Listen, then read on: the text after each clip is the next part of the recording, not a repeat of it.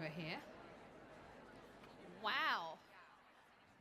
There are a lot of you here, which is a good thing. Okay, and then there was a hush. Okay, I'll let a couple of people go past. Hello, everyone, and welcome to this very, very special event. What will it take to end poverty? Hosted here at the World Bank Group headquarters atrium in a very chilly Washington, D.C. I have to add that. My name is Aisha Sasay. I'm a CNN international anchor and correspondent based in Atlanta, Georgia. And it's great to be with you and great to see so many of you here with us. And at this point in time, I'd also like to welcome the global audience that are watching us here, watching us on worldbank.org and also with one.org in English, French, and Arabic. And you can also follow along on Twitter using the hashtag WBLive. Now, as you can see, there are a lot of you standing in this light-packed atrium.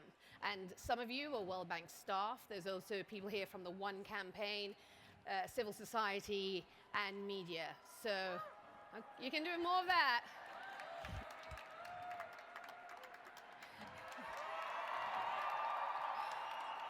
So, before the main attractions come on, I want to give you a little bit of background very, very quickly. They are coming, but stay with me. A little background. 2 months ago, the World Bank launched a global conversation asking people around the world what will it take to overcome the challenges. You guys aren't even listening, but I'm going to keep on going. I'm an anchor. I'm used to you not listening. Let them come on down. Come on. The main attraction, the recently appointed president of the World Bank Group, Yong and Bono.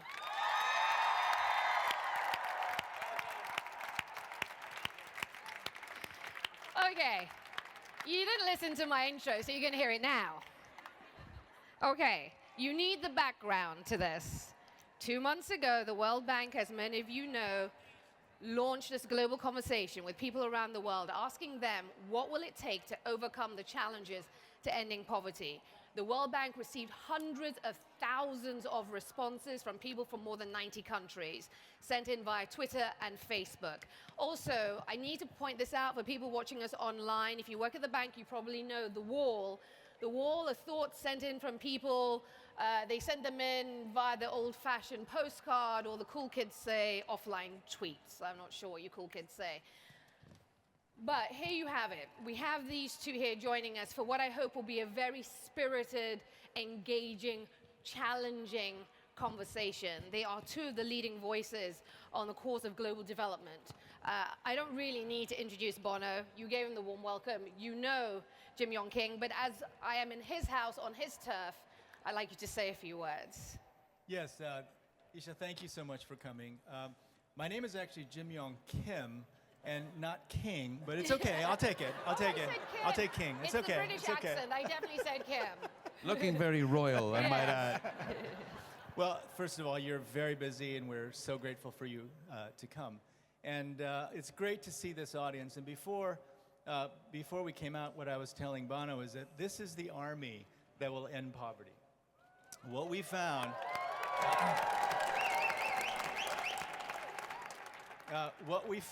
what I found in 4 months.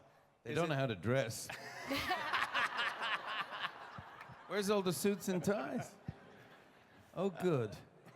Well, what I found is that there's incredible passion among staff at the World Bank to end poverty, and this has been something that you've thought about for a long time. And I just want to say, it was almost exactly 10 years ago when we were on a bus together, and you had invited me to join your Heart of America tour. And it was one of the most extraordinary moments because you took time out from your busy schedule to travel around the Midwest to the districts of the leaders of Congress to talk to the people about supporting aid for Africa. And so there was you, there was Chris Tucker, the great actor, Ashley Judd, the wonderful, beautiful actor, and then the nerdy Asian guy that talked about AIDS, right? And so since that time, I have just admired so much your willingness to do whatever it takes, even going to Wheaton College in the middle of Illinois to really beat the drum for ending poverty. I want you to know, here today, the reason that they're so excited to be here is not necessarily because you're a rock star. It's because they have passion to end poverty. Right?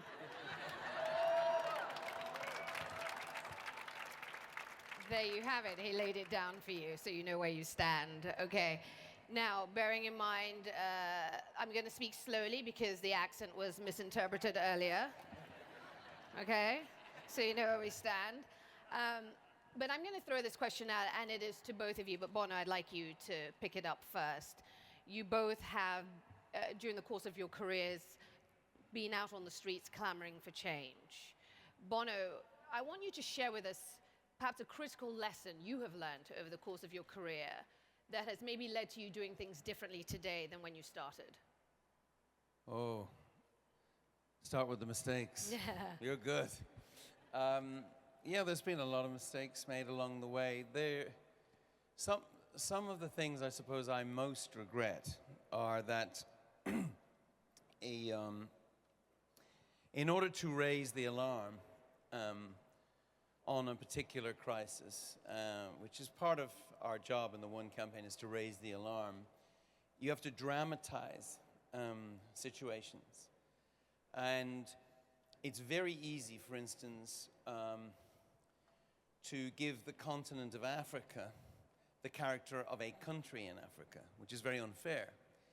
And I think that's probably annoyed some people over the years, and it's annoyed me. It's a very hard balance because you understand that if you don't dramatize the situation, you won't get the funding and people will needlessly die. But if you over-dramatize the situation, you create a wrong aura around what is, an astonishing success story in many ways, and Africa is, as I was saying the other night, it's not just African tigers. It's a pride of lions, some roaring, and some not. But there's, and will the ones that are rising be able to bring the other ones with them or not is a real question. But I learned not to, that I must balance the situation. And then the other thing was, and it's tied to that really, which is the lesson of how commerce has in the end the most major role to play, and that the work that we do fighting for aid flows and smart aid, as we call it now, that it's really a bridge to a place where people, where these countries will prosper on their own quarter. And we were speaking just before he came out, and I realized I don't think I've ever been in an organization whose passionate commitment is to put themselves out of a job by 15 years or 20 years. That is awesome. And it's like, that's, There'll still be stuff to do, don't worry. I hope there isn't. I mean, I really hope that is the feeling in this room. And I sense it is. You want to see the end of extreme poverty, the really stupid, brutal kind of extreme poverty. That's why you're all here.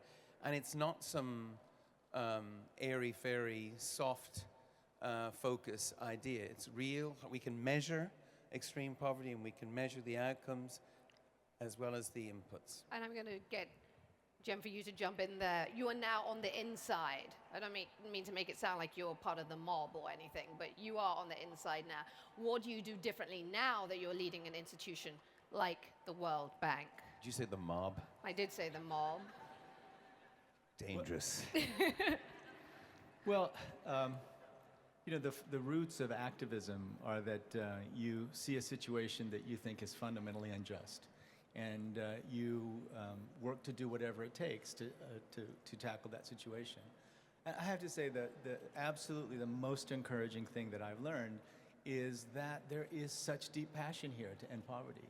Now, over 66 years, we've also developed a lot of other skills, and I now have to focus on lots of different issues, including the financial future of the organization and things like that. But I think fundamentally, what this organization wants to do is, in a passionate way, in the spirit of the activism that almost everybody in this room participated in at one point in their lives, tackle this question and really have a huge impact. So I have to say, I've got to be, I've got to manage, I've got to think about the organization as a whole.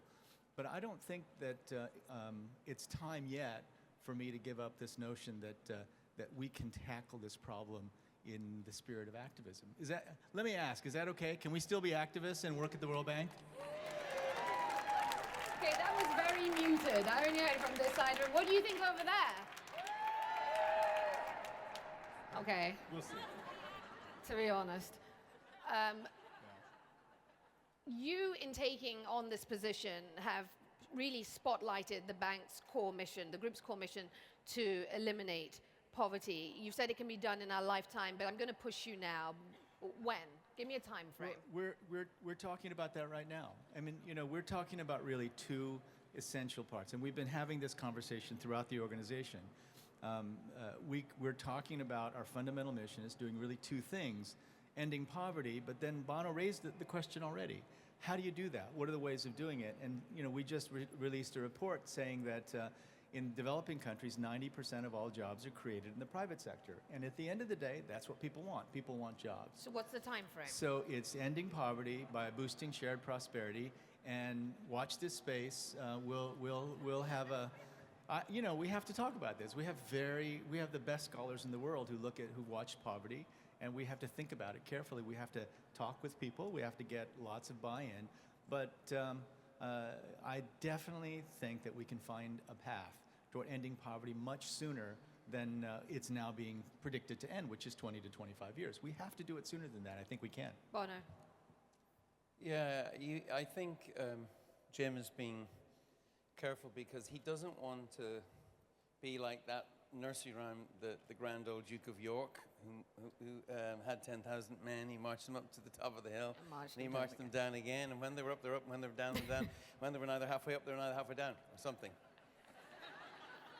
You don't want to lead not just the extraordinary brain power here in this atrium, but you don't want to lead the public, and the U2 audience, the NGO community who have their supporters on some kind of merry dance, and you don't want to lead people to a sense of impotence. I really think that's very important, and I think that as a person who fronts a rock and roll band, I just have that instinctive feeling. I hate the kind of Pollyanna thing, and I know people hated they laughed and mocked at "make poverty history," which was a phrase that was, I think it was Richard Curtis' phrase actually in my house. But it was a great T-shirt, but people scoffed at it. They didn't believe it was possible. And actually, as we go into 2015 and the close of the Millennium Development Goals, it turns out that actually having extreme poverty is happening. And it's happening faster than anyone predicted. And it's not all India and China. And there are a dozen countries in Africa, for example, that are moving across that line, across different parameters and indices. So it may be possible that with the launch of the next sort of Millennium Goals 2.0, that actually instead of this rather half-hearted idea of what did you do with your life? What did you commit your life to, Dad? Well, I committed it to half extreme poverty, which is pragmatic but dull. We might actually get to a case somewhere between 2025 and 2030 where that might actually mean something. And that would be, as you Americans say, awesome. That would be so awesome. So awesome. So awesome. Awesomeness. Awesome plus. By the way, you are awesome.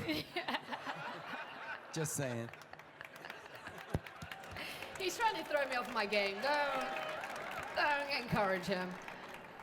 But, the key, though, in terms of setting a poverty target is that it has to inspire, it has to change the way we work, it has to change the way we feel about our work, And so it's not just about launching a T-shirt or an idea. It's about trying to garner the forces. We still have more than 3 years left on the MDGs, and we can do a lot better. And so as we think about setting a target for poverty, what we're looking at is finding ways of setting a target so that it dramatically changes the way we work. We're faster, we've got pace, we've got rhythm in attacking the problem, and we've got to make sure that happens. Let me pick up on what you said. We can do better before 2015. What is the single biggest obstacle? What is it? I think if you want to know what will turbocharge Yes. the fight against extreme poverty, it is open data and transparency. And I think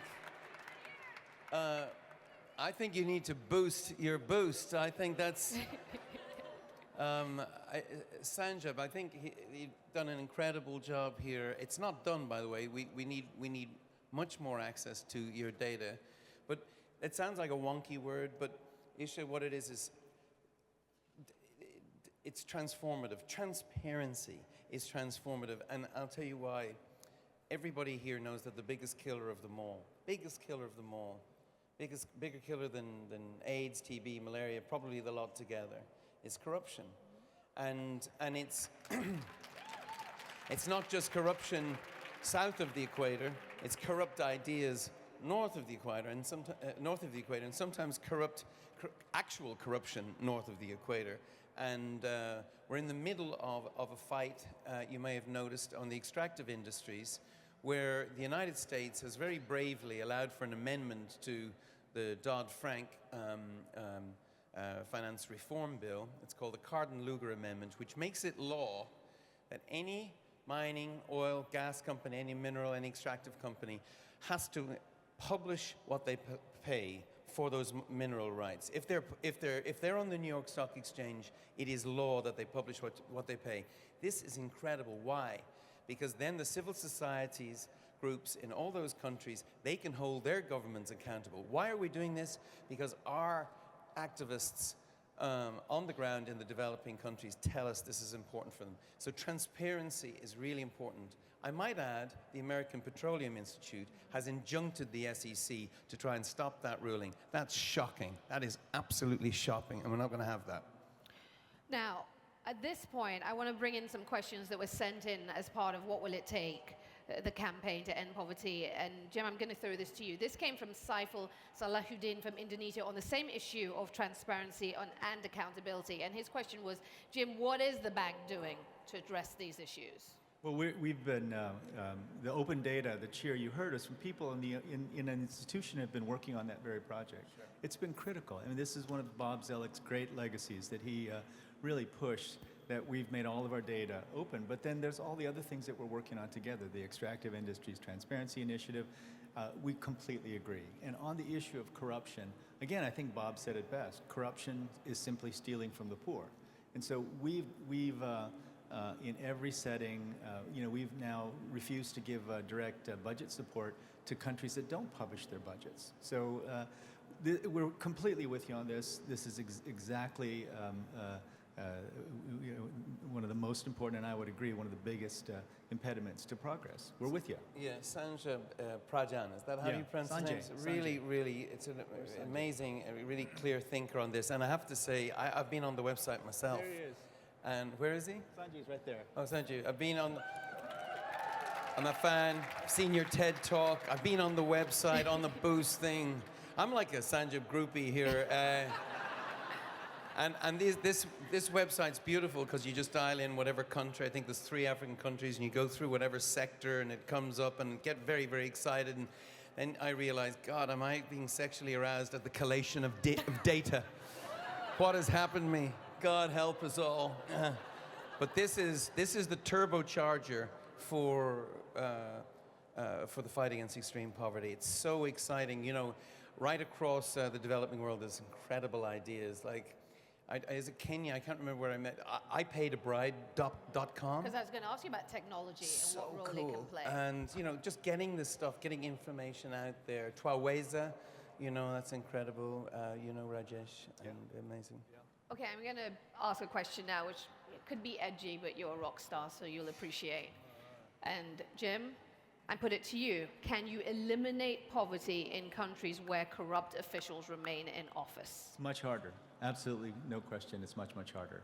But the thing is, one of the great things about being a World Bank is we have 188 member countries, and we are a multilateral organization, and one of the things we do is we engage with countries. And so I think it's harder. I think it's much harder to end poverty in those countries, but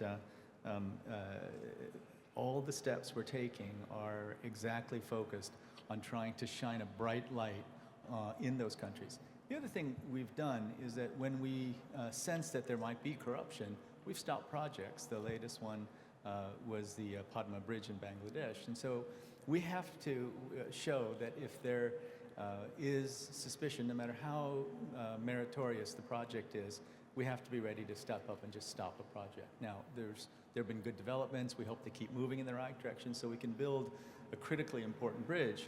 But we're sending a very strong message to the world that if there is corruption, we will stop working with you. This question from Avusaglo Seth from Ghana. He tweeted that it takes reducing corruption through models of transferring development aid directly to targeted people without the hands of government. Bono, how well is development aid getting to the needy people themselves? Again, we need better data. We talk about smart aid. That's the sort of phrase that we're using now. Sustainable, measurable, accountable, rational. I'm picking that out. Transparent aid. Getting it through to the people will only improve by the levels of transparency. When people know, I remember years ago in Uganda on debt cancellation, there was I think it was called a Poverty Action Fund, PAF. And it was just a simple thing where monies freed up from debt cancellation would be spent in a rural area, and the local people knew how much had been put down on a new school or whatever the building was, and they could then hold their local officials. So what I think that question suggests is that there is an absurdity that in the transaction that is development assistance, the two most important parties, the taxpayer, the person whose money it is we're spending, and the donor, so to speak, and the recipient, the person who's going to sit in that school, are the two parties who know the least about the transaction. And that's absurd. And that's why this open data thing is very important. And I think it will mean that we'll get efficiencies, great efficiencies. Can the bank be more effective at getting aid directly to those that are in need? Yeah, we're trying. I mean, Sanjay, again, has just started an initiative where we're working directly with civil society organizations. And I think, we have to do more of that. But our member states are our nation states, and so it's more difficult for us. But I think, some of the things that we're doing, I think we have to be extremely honest about those programs that might be popular, but actually don't get to the poorest and benefit the poorest, and those that do. So for example, we've been saying for a long time that fuel subsidies are, one, probably bad for the environment, and two, they don't usually really get and serve the poorest of the poor, that it's another group of people that benefit the most. These are hard messages because fuel subsidies are very popular, but I think we have to have the courage to say those things and say, these are the programs that you're investing in that are actually helping the poorest, and these are the ones that are popular and might cause popular unrest, but you really got to look at them because other programs are better, like cash transfer programs and things like that. I want to go big picture. You talked about the Millennium Development Goals, and as we talk about the first of those goals, eradicating poverty, extreme poverty, and hunger, can we trust the data come 2015? Well, let me put it this way. It's a lot better than it used to be. And that's one of the benefits of the Millennium Development Goals, that we started really working to measure them. But Bob was right. The quality of the data still is nowhere near where it could be. One of the things we're doing is that we're going to increase the number of times. We're going to try to publish our poverty data every year so that we have some sense that there's movement or not from country to country. The data is nowhere near where we'd all like it to be, But So can we call 2015 a success? Is my point. Well, at that point, well, I if think we we can't can even call. trust the data. I think at we this can call stage. it a success around certain things. Again, you know, in certain areas and in certain of the MDGs, we've made a lot of progress, but there's still a long way to go. But the important thing, what I would say is, one of the things that worried me in 2000 about the MDGs is that the end date was so far away. I didn't sense that the setting of those targets created a lot of energy and rhythm and motion. And so we now have 3 years left, and I would like to see us get that kind of energy and rhythm and motion now. For me, 3 years is a long time. It's a long time still that we have left. And so the data's not perfect, but it's a lot better than it used to be. And I think it's good enough for us to recommit ourselves to trying to achieve the MDGs. We can still do it. I still believe we can do it. Bono, what do you think post 2015? What happens then? What do you do then? Well, if we got the job done, you wouldn't have to listen to me, you know, whining on about this stuff. You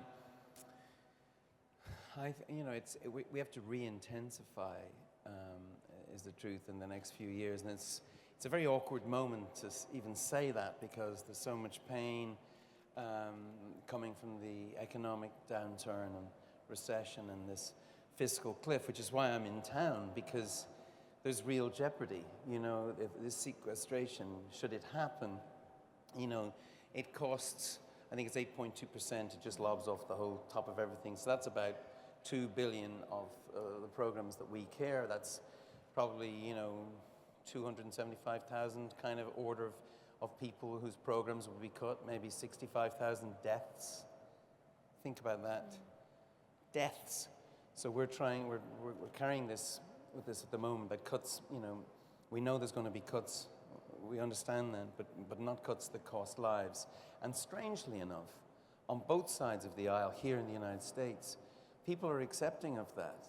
And Accepting, but well, no, I think they really don't want. I think that there is support. I'm really.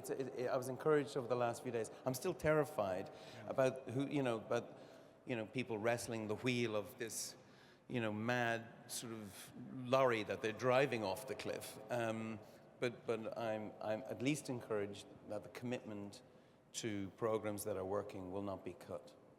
are you terrified as You- well? well, Forgive me. I think that I'm more optimistic.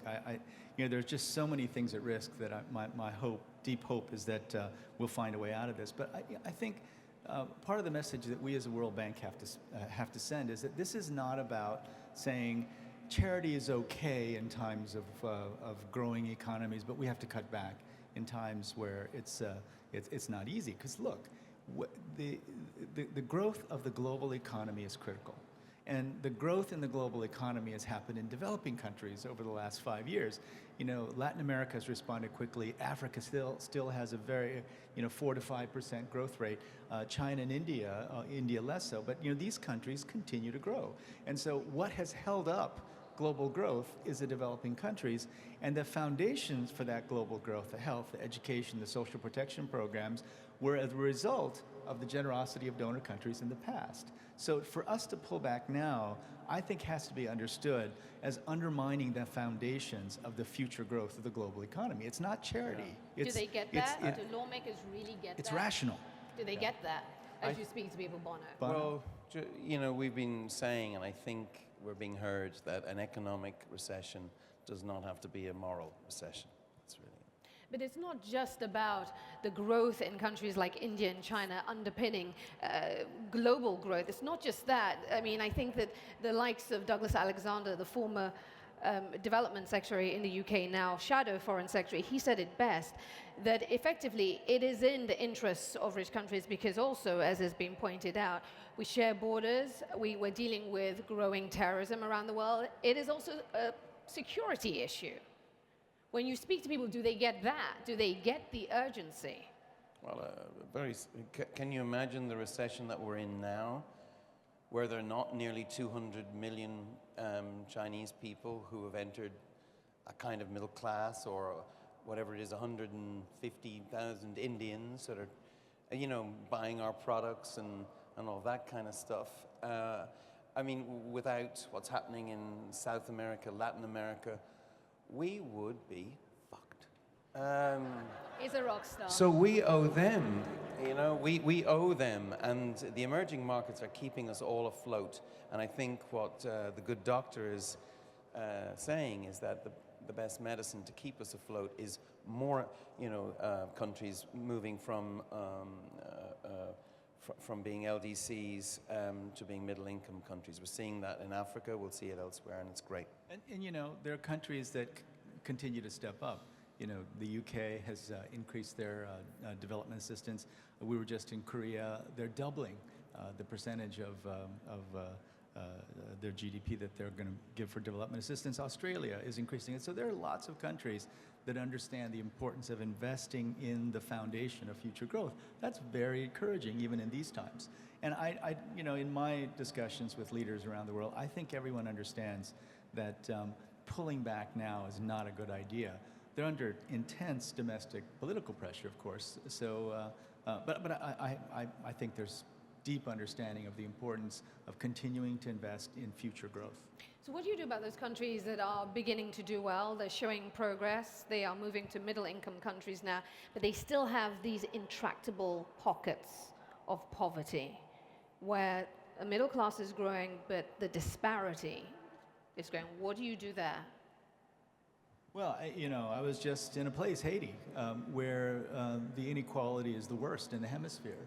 And the message that we delivered was very clear, that the way things had been done in the past, where a very tiny proportion of the people enjoyed middle class and even upper class lifestyles, and the vast majority were poor, what we told them was that not only is that bad in some sort of deep human sense, but it's also not a good strategy. It's not a good strategy to be competitive. It's not a good strategy to grow your overall economy. People, you know, the importance of inclusiveness, I think, is clear. It's research that people in this audience have been doing for years. And we can now give the message very clearly that being inclusive, especially of young people, especially of women, this is the right economic strategy. It's not just a moral issue. It's the right economic strategy. And boy, I was happy to be able to go back to Haiti, you know, having lived and worked in that country, and be able to say that so clearly and get a very positive response from both the government and the private sector. Just on the women front, I was just reading a book by Sheryl Sandberg on women and the role of women, and there's a quote from Warren Buffett in it. He said that he owed a lot of his success to the fact that he was only competing with half the people, and that he didn't think he would be where he was today at all. He thinks he's looking forward to much more challenges coming from women and in the world. And he was talking about this and has talked about this all his life. Can you imagine what the world is going to look like when women really take over? I'll say it. I'll clap for that. You know, I meant to say when women buy CDs, but I just couldn't get it out. It's a you know, we've been watching, and it seems like the lesson of putting women at the center of any development program, it seems like we have to learn it again and again and Why again. is that? And you know, well, Why is that? It's men. It's men. Men are actually the ones with the blocked up ears, I think, well, on that you know, one. things like microenterprise lending. Microenterprise lending works better when you give loans to women, and yet programs around the world start by giving, you know, loans mostly to men. So it's just something that we have to learn again and again and again. But I think that the lesson is being learned more and more everywhere I go. It's another turbocharger. Yeah. It is indeed another turbocharger. Is the fight to eliminate poverty, is it harder when it is not in Sub-Saharan Africa and Southeast Asia, and we're talking about, say, a place like Greece, or talking about, I don't want to say China, but I'm going to leave it at somewhere like Greece. Is it harder? Does the language change in terms of the fight, depending on the location of the extreme poverty? Does it? Well, different geographies have very Because it comes with different, you know, very different responses. The one I'm particularly inspired by is in Brazil, because that is an astonishing success story if you think about it. And they've taken, I don't know what it is, it's like 25% um, uh, um, of their people out of poverty with, is it Bolsa Familia, is that how you pronounce it? Bolsa Familia. I mean, it's just an incredible, and I think the World Project, the World Bank are part of that project. And by the way, the one thing the World Bank, if you don't mind me saying, so you don't really get a lot of credit when you get things right. And I think one of the reasons for that is you're not very good at branding, and this is the home of the CRAP acronym. And I think you should start Excuse me? a whole thing. No, I think I have an idea for it. It's the Coalition for the Production for the Coalition for the Production of Responsible Acronyms.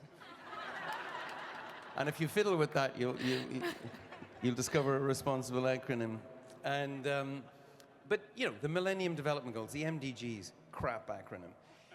I remember being in Crimea it's just outside of Accra, a dreadful, tough ghetto. And there were no latrines for the 150,000 people that were there, and we were furious, and it was early days in debt cancellation, and a few years later it was back, and they had the latrines. So I actually, you know, really wanted to use them. And so I went in, I was like, this is great. I really am going to enjoy this. And having worked, I wasn't, you know, okay. So, and I look up, and it said, this bathroom brought to you by HIPIC. HIPIC. HIPIC. Heavily indebted per country. I'm a wonk. I've become a wonk. I knew what that meant. Did anyone in the entire region? HIPIC. So there it was. You know, and actually, if you don't mind me talking, You should have said brought to you by crap, right? That's that. That would have been better. Got that, team? All right?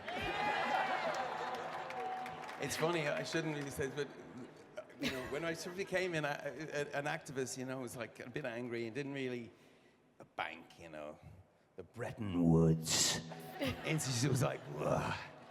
And then I got a chance to go meet Jim Wolfenson, who later I would just learn so much from, and was just a great guy. And it's myself and Bob Geldof, and we met him in a hotel in London. And I was saying to Bob on the way in, I said, let's hear him out, you know, just go a little easy on him, because I know what Bob can do.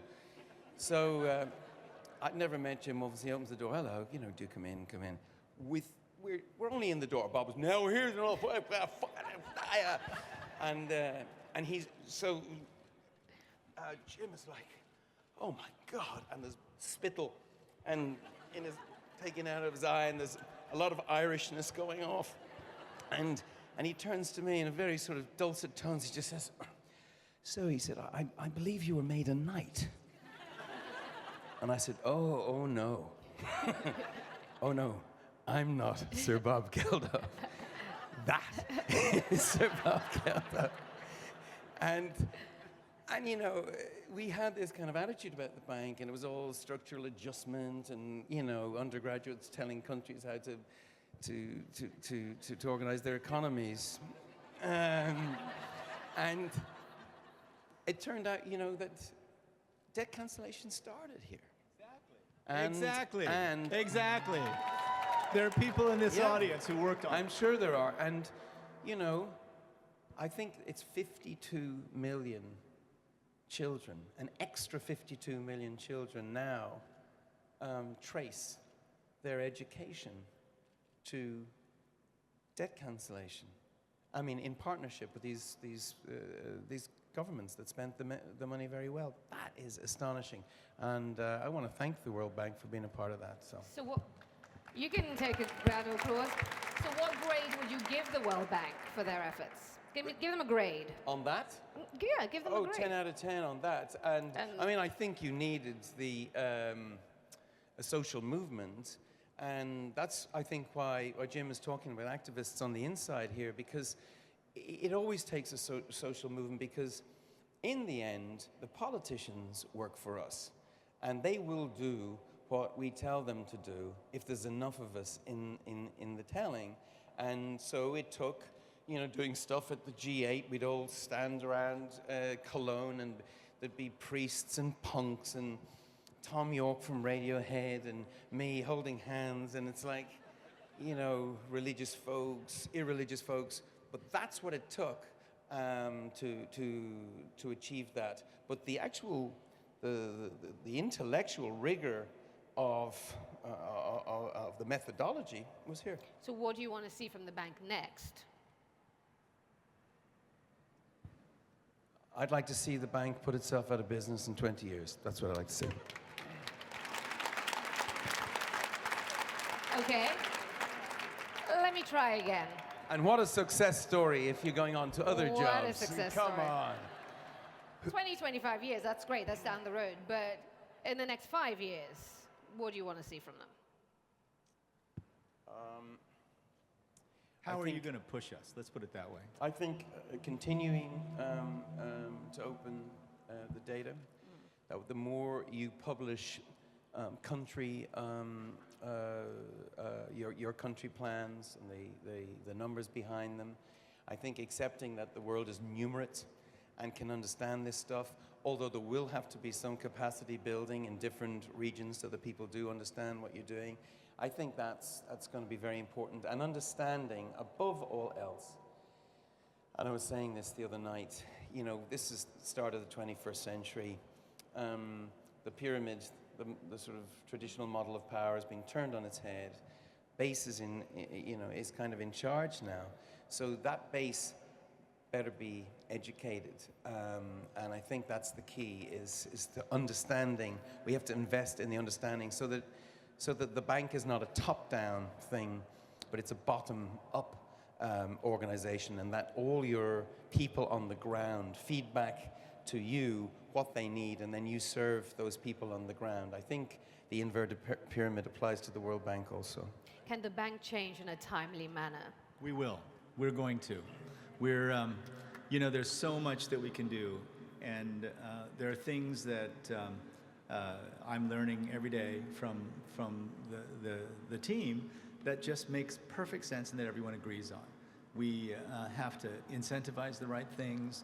We have to value our great staff. We have to not be afraid to take risks. Everybody, you heard me say it again. This is a risky business. Trying to end poverty is a risky business. We have to be innovative. We have to work quickly. We have to reduce the length of time it takes for us to prepare a project. We have to be laser focused on results on the ground. And you know what? This is not something that's going to take years. This is something that we're going to do very quickly. Now, we have to be sure that everyone is on board. That's why we're talking with people at every level of the organization about it. But if we fix some of the things that people throughout the organization, including the board, complain about, if we just do that, I think we can move much more quickly, and we can be a very dynamic and driving force behind this movement to end poverty. I know we can make the changes, people. Just please, we have to work together, but we have to make these changes that you're all agreeing on changing. And are you confident of that you can do it in a timely manner? 4 words. You see? Nothing going on over there. Not quite yet. Not quite yet, but we'll get Nothing. there. I don't quite believe it yet, but we'll get there. 4 words. Word 3 and 4 are the advice of the great Irish playwright Samuel Beckett. Fail better. And the first 2 words, listen better. Listen better, fail better. That's what I would say. The top "what will it take" comment received from thousands of people from around the world is that it takes food security, which you have not mentioned. You've talked a lot about data, both of you, repeatedly, but not... You can't eat it. Well, some of us can.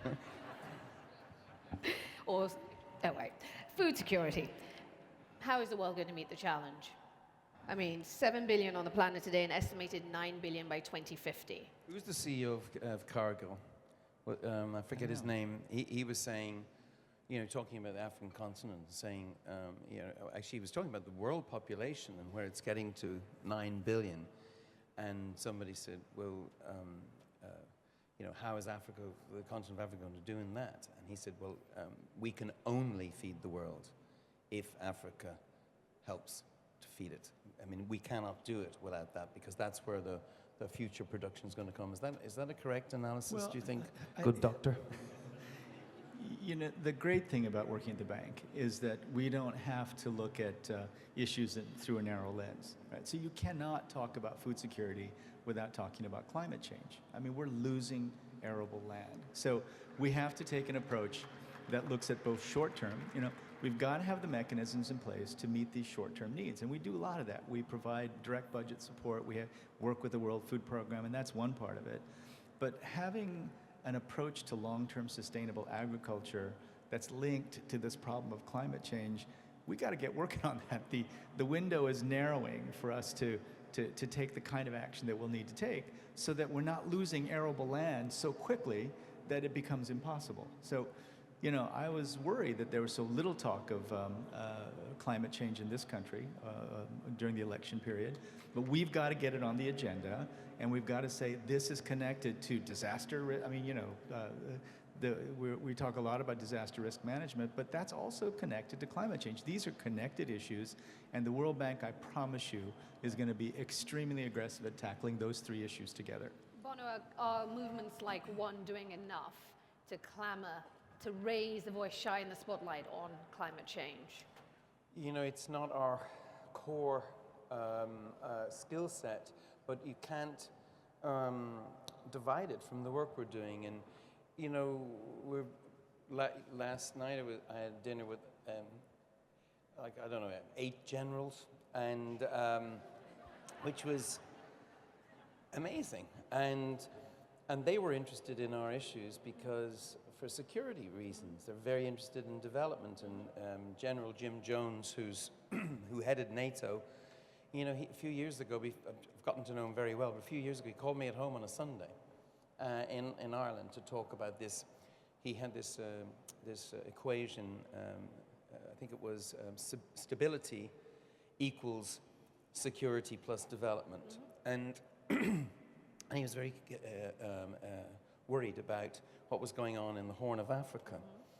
Well, you see, the Sahel, right across North Africa, that's an incredible band. I think it translates to the shores of the Sahara, but it takes in Sudan, it takes in Nigeria, it takes in Mali, and the shocking stuff that's happening in Mali right now, which just really breaks my heart, because I was just there. That's what we call the 3 extremes. And the 3 extremes is this unholy trio of extreme poverty, extreme ideology, and extreme climate. And they make a very difficult weave, very strong and very hard to break. And we have to accept that climate change, or the climate crisis, as some call it could undo a lot of the work we do in development. Absolutely. You know, if you think about it, what Bono, I think, has been talking about for such a long time is this fundamental sort of notion of global solidarity. What does that mean? And global solidarity, when does it come about? And there are all these movies, right, where we're invaded from space, and then all of a sudden, you know, the world gets together and the global solidarity emerges. Well, the climate problem, you know, is coming, and it's going to look like that. You know, a 4-degree world is. But there are some aliens that don't believe in climate change. So Bono, how do we move in that direction? I mean, you know, the climate change is going to be that level of threat to the entire planet, and maybe by then we'll find the roots of global solidarity. But the window's narrow, and so we've got to move quickly to try to find a way of getting it in people's heads that that's the world at 2 or 4 degrees is going to look so different, and it's not 3 generations ahead. I have a 3-year-old son. When he's my age, he could be living in a completely different world, and right now I don't see the roots of that movement yet taking shape. You know about instilling notions of global solidarity better anyway. How do we do it? Will you lead that? I, as I mentioned, have a sort of waking nightmare about turning into the Grand Old Duke of York, and I'm absolutely serious and convinced on the climate crisis.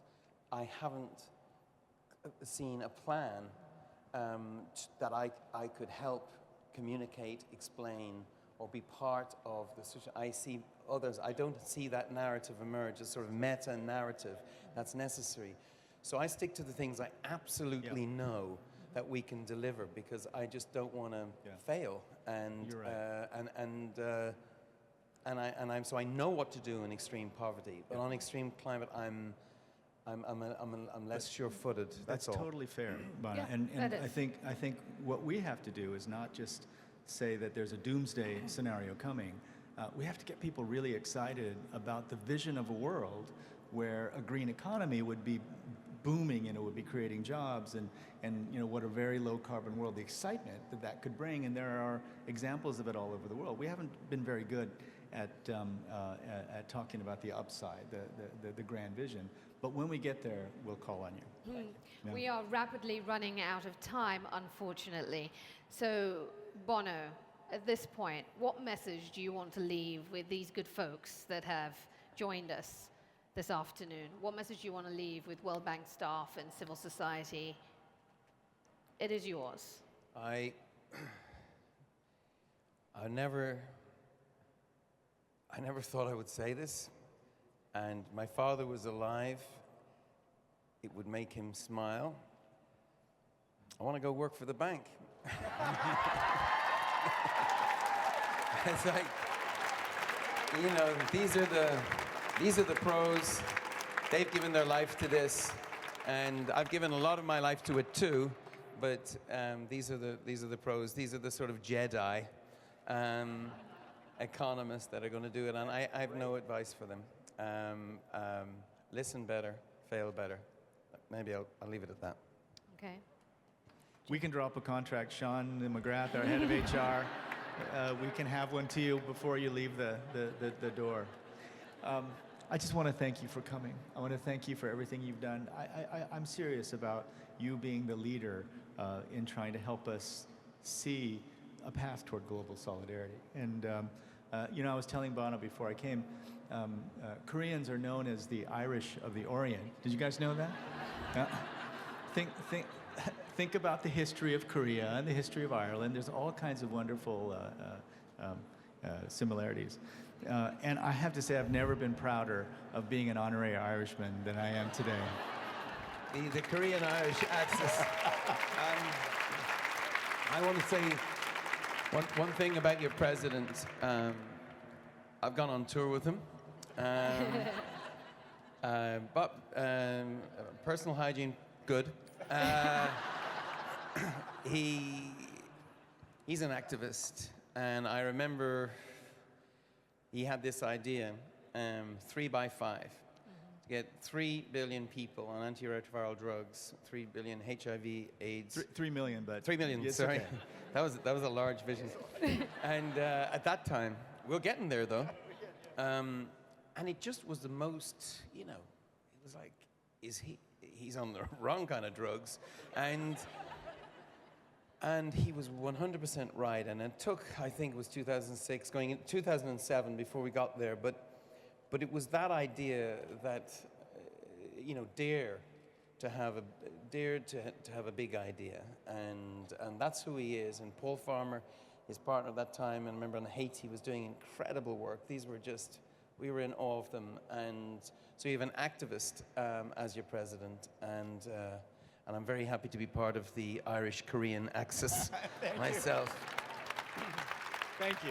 Ladies and gentlemen, that brings this event to a close. I'd like to thank you all. And our global audience, a warm round of applause for Bono. It's the closest some of you will ever get to him. And the World Bank president. Thank you, everyone. Thank you.